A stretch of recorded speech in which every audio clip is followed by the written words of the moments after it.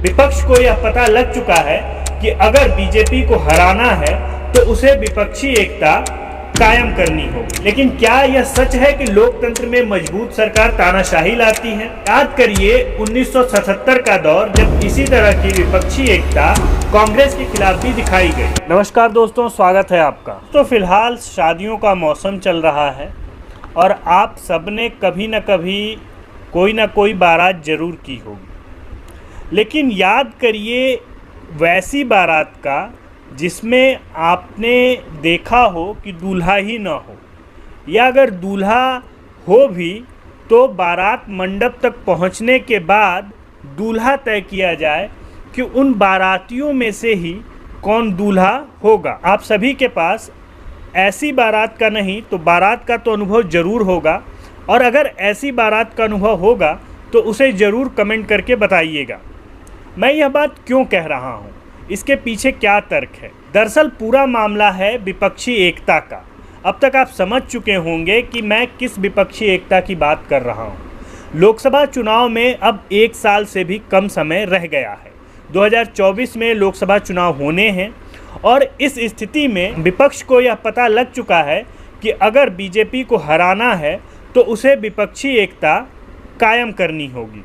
और उस विपक्षी एकता को लागू कराने के लिए 2-3 लोग बहुत ज़ोर शोर से लगे हुए हैं। उनमें से पहले हैं बिहार के मुख्यमंत्री, जो बिहार में ही अल्पमत में हैं, नीतीश कुमार। दूसरे हैं अरविंद केजरीवाल, जिनको खुद ही स्टेट का दर्जा नहीं है, वो यूटी के अंतर्गत आते हैं। इसके बाद तीसरे, चौथे और पाँचवें कई नंबर होंगे, लेकिन फ़िलहाल ये 2 लोग काफ़ी एक्टिव नज़र आ रहे हैं। पिछले कई दिनों से यह एक नैरेटिव भी गढ़ा जा रहा है और कहा जा रहा है कि मजबूत सरकार लोकतंत्र के लिए अच्छी नहीं होती है, क्योंकि वो तानाशाह हो जाती है, जिसमें इंदिरा गांधी का जिक्र किया जा रहा है। लेकिन क्या यह सच है कि लोकतंत्र में मजबूत सरकार तानाशाही लाती है? और अगर मजबूत सरकार तानाशाही लाती है तो कमज़ोर सरकार क्या लाती है? याद करिए 1977 का दौर, जब इसी तरह की विपक्षी एकता कांग्रेस के खिलाफ भी दिखाई गई। पार्टी सत्ता में आई, मोरारजी देसाई देश के प्रधानमंत्री बने। उसके बाद क्या हुआ, उसके कुछ ही दिनों बाद चौधरी चरण सिंह देश के प्रधानमंत्री बने। उसके बाद पार्टी सत्ता से बाहर हो गई। फिर एक बार जो है सोशलिस्ट ये वो पार्टियां हैं जो समाजवाद और सोशलिज्म के बल पे आईं, जिसमें वे गैर बराबरी को ख़त्म करने, गरीबी हटाने और सबको बराबर करने की दृष्टि से सत्ता में आईं। उसके बाद बीपी सिंह आए, चंद्रशेखर आए, उसके बाद एचडी देवगौड़ा आए और इंद्र कुमार गुजराल आए। लेकिन इन 6 प्रधानमंत्रियों ने अपना कार्यकाल तो छोड़ दीजिए, 2.5 साल का भी कार्यकाल पूरा नहीं किया। तो क्या हम मान लें कि अभी की जो विपक्षी एकता बनने जा रही है और जिसके मुखिया अभी तय ही नहीं हुए हैं, हालांकि उस समय में भी ऐसी ही स्थिति थी, ऐसी परिस्थिति में क्या बीजेपी को हरा पाना संभव है?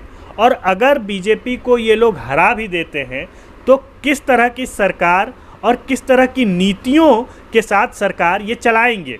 अब आते हैं प्रधानमंत्रियों की दौड़ में शामिल हुए लोगों के बारे में।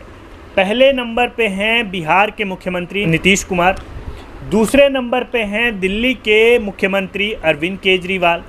और इन दोनों की स्थिति अभी मैंने कुछ देर पहले आपको बताई। नीतीश कुमार की ये स्थिति है कि वे बिहार में मुख्यमंत्री बने रहने के लिए एक ऐसी पार्टी के साथ गठबंधन में हैं जिसके खिलाफ वे आजीवन बिहार में लड़े हैं, जिसके खिलाफ उन्होंने, बल्कि ये कहें कि भ्रष्टाचार का जो पहला मामला है लालू यादव के खिलाफ, वो लेकर के आए बीजेपी के साथ मिल करके।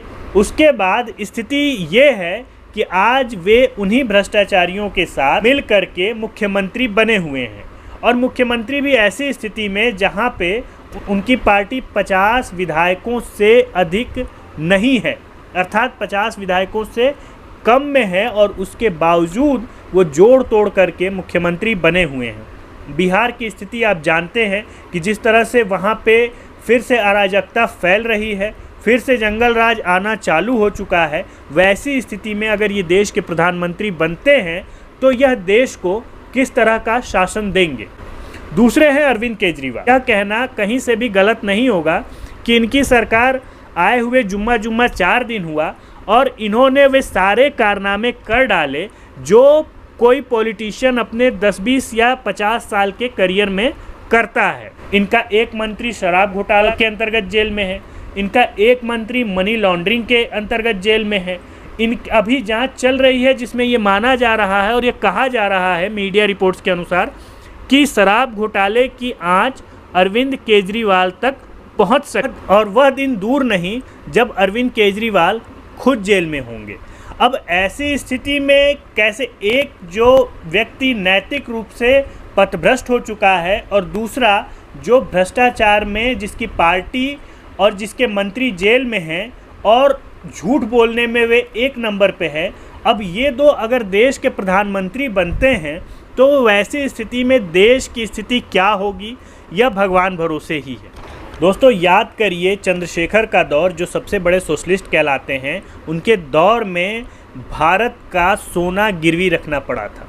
दोस्तों यह वीडियो आपको कैसा लगा इसे कमेंट करके ज़रूर बताइए। अगर अच्छा लगा तो इसे लाइक शेयर सब्सक्राइब ज़रूर करें। तब तक के लिए धन्यवाद।